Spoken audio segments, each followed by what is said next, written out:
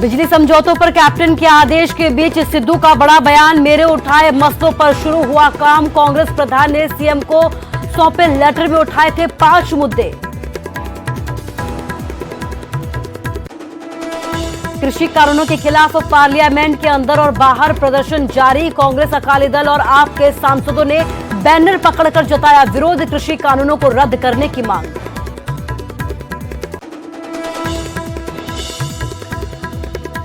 Parliament के सामने किसानों की संसद भी जारी। छठे दिन भी किसान कृषि कानूनों पर कर रहे हैं लगातार चर्चा।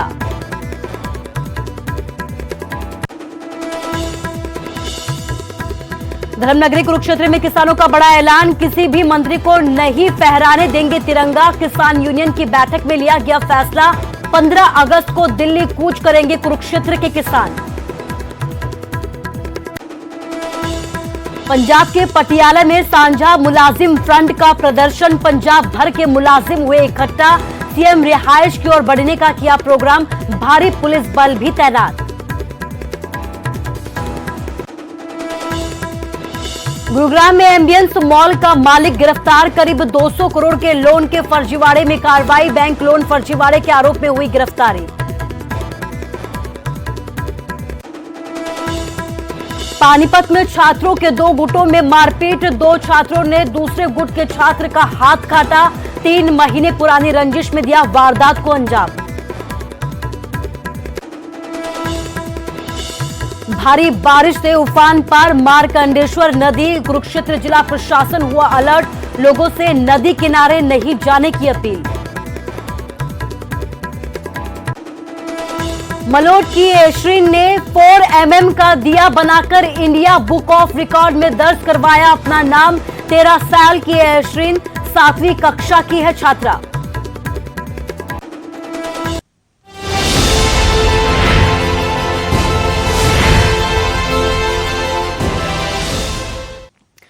नमस्कार, स्वागत है आपका न्यूज 18 पंजाब हरियाणा हिमाचल में। मैं हूं आपके साथ कुसुम रावत। बुलेटिन का आगाज गुरुग्राम से एक बड़ी खबर के साथ करेंगे।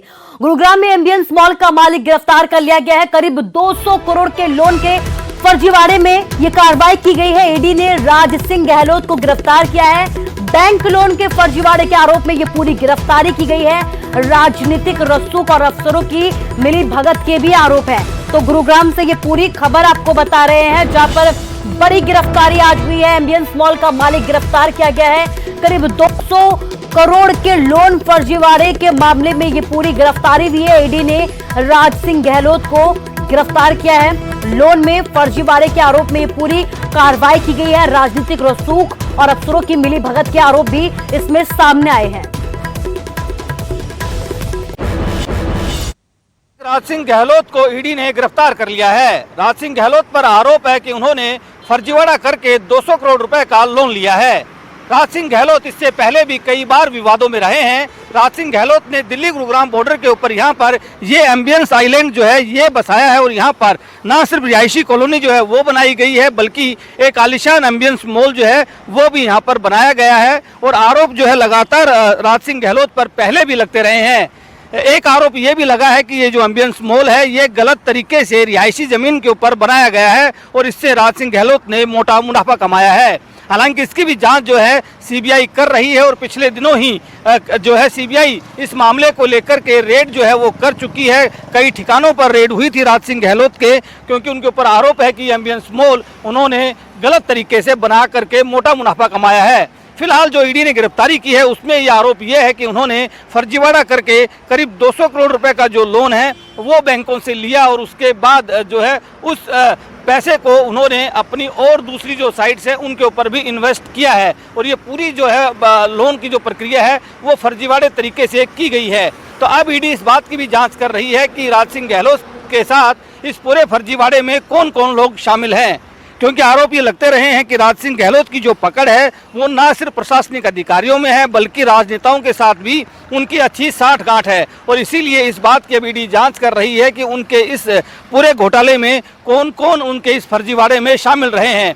धर्मेश शर्मा, न्यूज़ 18 गुरुग्राम। और खबर पानीपत से है। पानीपत में छात्रों के 2 गुटों में मारपीट हो गई। छात्रों ने एक दूसरे के साथ यहां पर मारपीट की है। 2 छात्रों ने दूसरे गुट के छात्रों का हाथ काट दिया है। पानीपत के सलरगंज का ये पूरा मामला है, जहां पर 3 महीने पुरानी रंजिश में छात्र का हाथ काटा गया है। आसपास के लोगों ने एक युवक को दबोच लिया है। तो पानीपत से पूरी खबर आपको दिखा रहे हैं, जहां पर खूनी संघर्ष हुआ है। 2 गुटों के छात्रों में यहां पर मारपीट की गई है। 2 छात्रों ने दूसरे गुट के एक छात्र का हाथ तक यहां पर काट दिया है।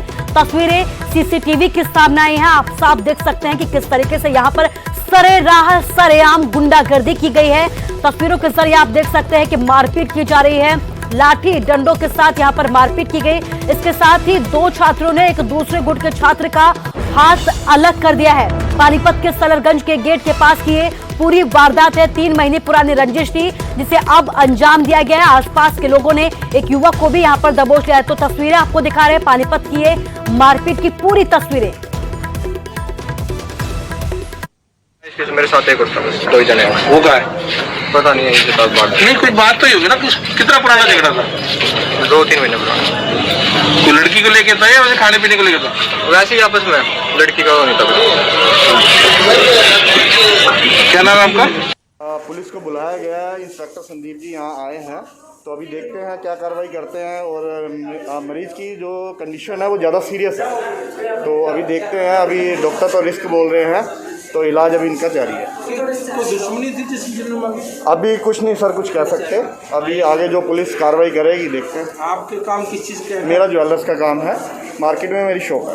ये कहा रहता है ये तो हमने देखा एक लड़के को यहाँ पे इन्होंने पकड़ा हुआ है। उसके बाद इन्होंने हमने उनसे पूछा कि भाई क्या हुआ यहाँ पे, तो उन्होंने बताया कि इसने ऐसे एक लड़के का हाथ काट दिया। और ये 2 लड़के थे, एक तो भाग गए यहाँ से, और 2 लड़के थे। और उसने एक ने हाथ जैसे उसका एक का हाथ काटा, उसको यहाँ पे पहले डीके में लेके गए।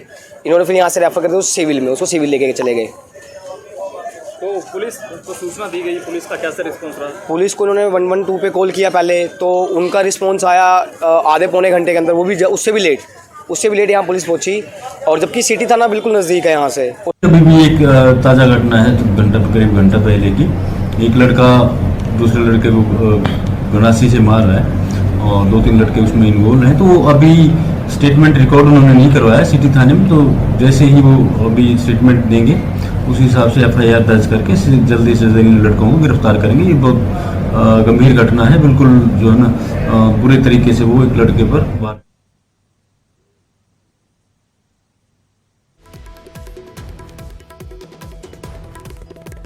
और इस पूरी खबर पर ज्यादा जानकारी के लिए हमारे संवाददाता सुमित भारद्वाज फोन लाइन से जुड़ गए हैं। सुमित, आपसे जानना चाहेंगे कि पूरा मामला क्या कुछ है और अभी तक पुलिस की तरफ से क्या कुछ कार्रवाई की गई है? कुछ पूरा मामला जो है 3 महीने पुरानी रंजिश को लेकर बताया जा रहा है, जहां पर जो गंभीर रूप से घायल हुआ है, जिसकी उसका कुछ 3 महीने पहले जो है 2 लड़कों से झगड़ा हो गया था, जिसके बाद वो इसके इंतजार में बैठे थे। जैसे ही विक्की नामक पीड़ित आज अपनी शॉप पर पहुंचा तो वो फील्डिंग लगाया उसके बैठे, उन्होंने विक्की नामक युवक को फोन किया और उसको दुकान से बाहर बुलाया। बाहर बुलाते ही उन्होंने उस पर लाठी डंडों से बौछारें शुरू कर दी और गंडासा, जिसको हम देसी भाषा में बोल सकते हैं, डंडे पर गंडासा लगा हुआ था, उससे उसके हाथ पर वार कर दिया। युवक का जो है हाथ कटकर वहीं पर लटक गया। जिसके बाद घटना की सूचना पाकर मौके पर पुलिस पहुंची और घायल को जो है पानीपत के हॉस्पिटल में, सिविल हॉस्पिटल में भर्ती करवाया गया, जहां से डॉक्टरों ने उसकी हालत को गंभीर देखते हुए PGI रेफर कर दिया। जब दोनों युवक हमला करने के बाद भागने लगे तो दोनों युवकों में से एक युवक जो है जतिन नाम का है, उसको पब्लिक ने वही मौके पर पकड़ लिया। क्या इस बात की जानकारी मिल पाई है कि आखिर रंजिश किस बात को लेकर थी इनकी? अभी तक इस बात का खुलासा पूरी तरह से सामने नहीं हो पाया कि किस बात को लेकर रंजिश थी। जो जिस युवक को पब्लिक ने पकड़ा है, पब्लिक ने पीटा और पब्लिक ने पुलिस के हवाले किया है, उस युवक ने इतना गुनाह जो कबूल किया था कि वो 2 साथी थे, उन दोनों ने हमला किया है और 3 महीने पहले का उनका जो है पुराना झगड़ा था, जिसके चलते उन्होंने इस वारदात को अंजाम दिया है। सुमित, तमाम जानकारी के लिए आपका शुक्रिया। तो पुलिस की तरफ से जांच शुरू कर दी गई है। कहा यह जा रहा है कि पुरानी रंजिश है और पुरानी रंजिश में ही इस भयावह वारदात को अंजाम दिया गया है। तस्वीरें आपके सामने, बड़ी ही भयानक ये तस्वीरें आप देख सकते हैं कि किस तरीके से यहाँ पर सरेआम ये लड़के गुंडागर्दी करते हैं। और न सिर्फ गुंडागर्दी की गई है, आप देख सकते हैं कि यहाँ पर इन दोनों लड़कों ने एक लड़के का हाथ तक काट डाला।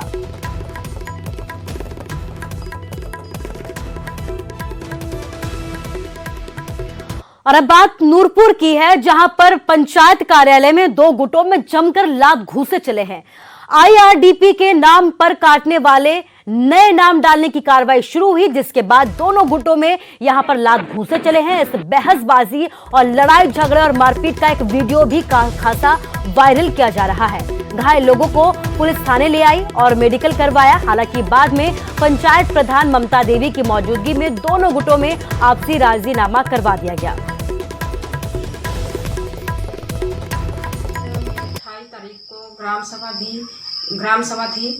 हम IRDP में कुछ अपात्र लोगों का नाम काटकर पात्र लोगों को शामिल करना चाहते थे, लेकिन कार्रवाई शुरू होते ही पूर्व प्रधान देशराज वहां आ गए और कार्रवाई रजिस्टर को छीनने लग पड़े तथा हुड़दंग मचा दी।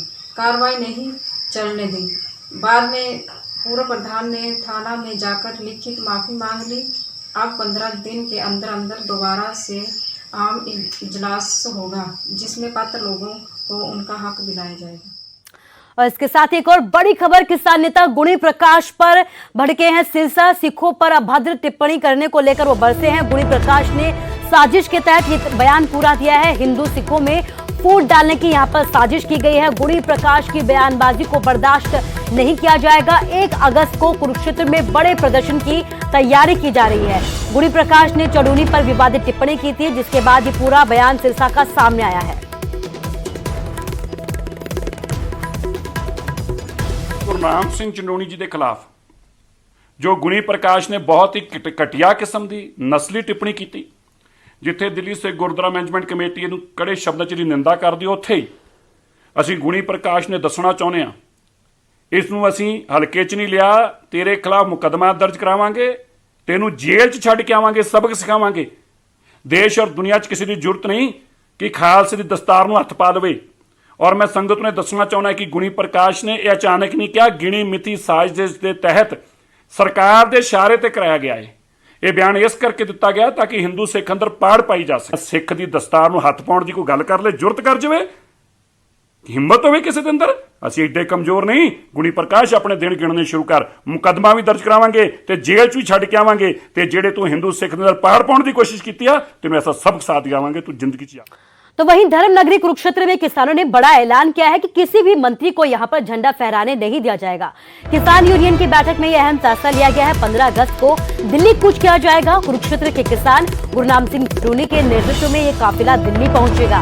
तो बड़ी खबर आपको दिखा रहे हैं, जहां पर धर्म नगरी कुरुक्षेत्र में किसानों की तरफ से बड़ा ऐलान किया गया है कि किसी भी मंत्री को यहाँ झंडा फहराने नहीं दिया जाएगा।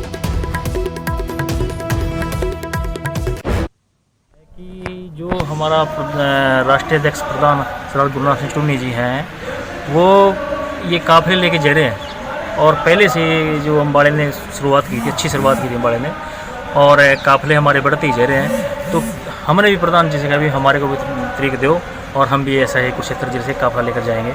तो प्रधान जी ने हमारे को 15 अगस्त का दिन दिया है। आज हम उसके उपलक्ष्य में यहाँ अपने सैनी समाज में बैठे हैं और किसान चडूनी की मीटिंग कर रहे हैं, और इसमें ड्यूटियां लगाएंगे ब्लॉक प्रधानों की भी किस तरीके से जाना है।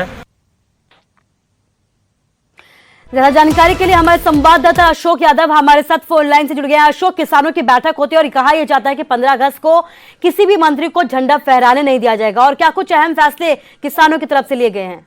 जी, कुरुक्षेत्र में किसान यूनियन की बैठक हुई थी। गुरनाम सिंह चडूनी ग्रुप है जो उन किसानों की यहाँ पर कुरुक्षेत्र के सैनी समाज धर्मशाला में बैठक हुई है, और उन्होंने फैसला लिया है कि कुरुक्षेत्र में 15 अगस्त के दिन किसी को भी झंडा, कोई भी राजनेता होगा उसको झंडा नहीं फहराने दिया जाएगा।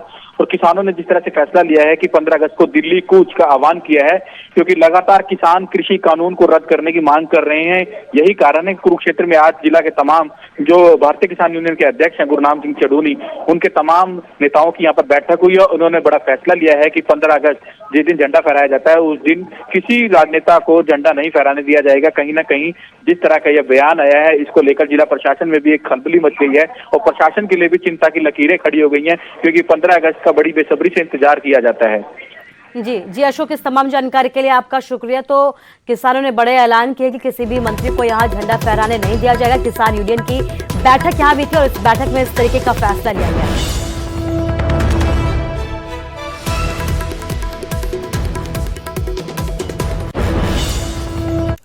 और इस बीच एक और बड़ी खबर, भारी बारिश से उफान पर मार्कंडेश्वर नदी आ गई है। कुरुक्षेत्र जिला प्रशासन इसके बाद अलर्ट हो गया है। लोगों से नदी किनारे नहीं जाने की अपील भी की गई है। तो बरसात की वजह से कई नदी नाले उफान पर हैं। इस बीच मार्कंडेश्वर नदी भी उफान पर आ गई है। भारी बारिश के बाद नदी का जलस्तर बढ़ गया है, जिसके बाद जिला प्रशासन अलर्ट हो गया है। लोगों से नदी नालों के किनारे नहीं जाने की अपील की गई है। तो तस्वीरें आपको दिखा रहे हैं, कुरुक्षेत्र की तस्वीरें हैं, मार्कंडेश्वर नदी की तस्वीरें हैं, जहां पर जल का स्तर लगातार बढ़ता जा रहा है और इसकी वजह से जिला प्रशासन भी अब सतर्क हो गया, अलर्ट हो गया। लोगों से अपील की गई है, सावधानी बरतने की अपील की गई है। नदी नालों के किनारे नहीं जाने की बात भी कही गई है।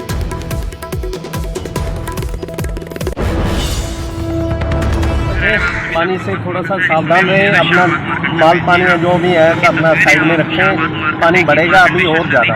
पानी सुबह आया 4 बजे के करीब मैसेज आया था, 4 बजे के करीब पानी बढ़ा तो कोई पानी मैसेज तो यही है, थोड़ा सा और बढ़ेगा। ये संदेश देना चाहता हूँ कि गाँव वालों को भी थोड़ा सा दायित्व से चलें। पानी बढ़ेगा, थोड़ा सा अपना सावधान रहें। क्या नाम है आपका? अमरजीत, मारकंडा गौशाला में। यमुना नदी से हथनी कुंड बैराज से छोड़ा गया पानी करनाल तक पहुंच गया है। यमुना नदी किनारे खेतों में पानी पहुंचने से सब्जियों और फसलों को खासा नुकसान पहुंचा है। किसानों को अपने खेत में फसलों के पास जाने के लिए ट्यूब का सहारा लेना पड़ रहा है। पहाड़ों पर लगातार बारिशों का दौर जारी है, जिसका असर अब मैदानी इलाकों में देखने को मिल रहा है। यमुना नदी में हथनी कुंड बैराज से 1,60,000 क्यूसेक से ज्यादा पानी छोड़ा गया था, जो करनाल होते हुए दिल्ली जाएगा। ये पानी करनाल पहुंच चुका है, जिसका असर यमुना से लगते खेतों में भी देखने को मिल रहा है। खेतों में खड़ी सब्जियां, धान की फसल पूरी तरीके से बर्बाद हो चुकी है। 1,60,000 क्यूसेक पानी कहते हैं छोड़ा गया, हमारे हिसाब से और ज़्यादा है। इसमें सारी जीरियाँ डूब चुकी हैं, जो सब्जियां थी वो सब खत्म हो चुकी हैं, मक्की भी खत्म हो चुकी है। ना कोई मुआवजा देती इसका सरकार, कहती है ये फ्लड एरिया। बहुत ज़्यादा नुकसान हुआ लोगों का। तो आप उधर से कैसे आए सब्जी लेकर? थोड़ी बहुत हम अपनी मोटर खोलने के लिए गए थे। तो उधर से ट्यूब पे गए और ट्यूब से आए। ये पुली ऐसा बनाया है, इस पर तो बिना फ्लड के भी आदमी आर पार नहीं हो सकते, इस पर पानी फिरता रहता है। कितना नुकसान हो गया? नुकसान का कोई अनुमान नहीं। और फिलहाल यहाँ रुकेंगे एक छोटे से ब्रेक के लिए।